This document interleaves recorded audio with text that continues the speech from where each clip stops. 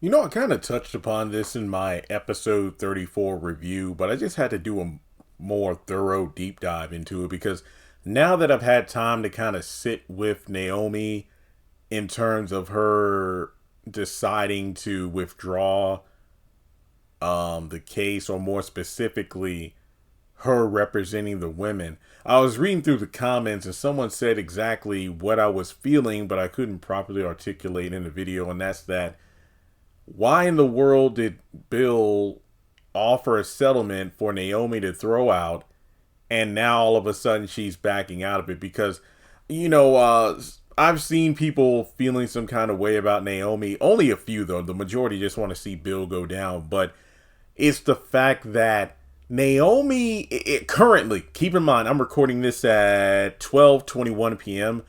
The new episode 35, doesn't drop for like another 90 minutes. So I don't know if I will have this video up before that episode airs. So let's say I don't have this video up in time.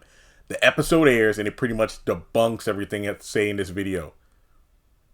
I'm letting you know right now.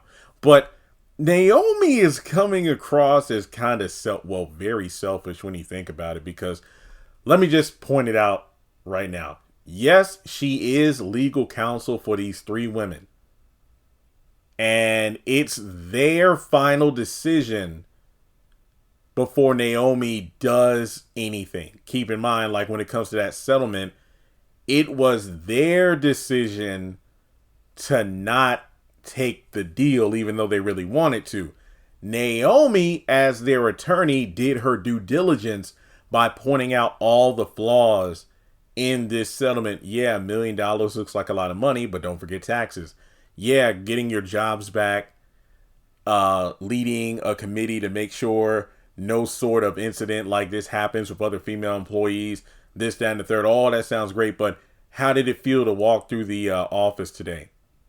That feeling of tension and stress and just people hating on you, do you really think that's just going to go away because you get your jobs back? And if you take this settlement and get your jobs back, they could look at your performances again and find any sort of flimsy reason to terminate you, but this time you can't sue. So, what was her name? Stephanie? She was the only one that was like, okay, Naomi, before we make a decision, are you saying we shouldn't take the settlement because, you think we should deserve more? Or are you saying we shouldn't take the settlement because you really just want to go against your dad and beat him in court? And in off-screen land, Naomi must have said something pretty convincing, because by the end of it, they all agree not to take the deal, and Naomi writes up the settlement. Now, the comment said that instead of throwing the settlement completely away, why not just, sit down and iron out the details to make a fair deal for everybody? And like just sit down, tell Bill about, hey, this settlement looks good on paper, but when you really look between the lines, here are all these loopholes you can put into place in order to get rid of these women once and for all. That way they can't sue or anything. And heck, for all I know, there could have been an NDA in there as well. Like if they got terminated, they couldn't speak ill about the law firm or whatever. So there's that aspect of it, because Bill wants to handle this as quietly as possible, whereas Naomi just wants to, get a blowhorn and tell everybody about it. But now, at first she asked the question of the integrity of doing this, how this is going to look, with the friction between Bill and, the Duprees and Naomi doing this. And maybe the public sees her as utilizing the pain of these women who have been harassed as a way to stick it to her dad, who betrayed her mom. But then, after some pep talks and inner reflection, she realized this is justice that needs to be pursued. But now, and it's not personal, but now she's making it personal by not representing these women because of how she feels due to her dad possibly dealing with some health issues. And she doesn't want to, put him through more stress by going through this lawsuit. Currently, this is not a good look, because these women are left high and dry, because remember, no other attorney would represent them. So they had to rely on Naomi. And on top of that, and I could be wrong, but let me know if I, may have missed something. But given the fact that these ladies did not take the initial settlement, it stands to reason that if Naomi is withdrawing the case, or at least her bid to represent them, they don't get anything.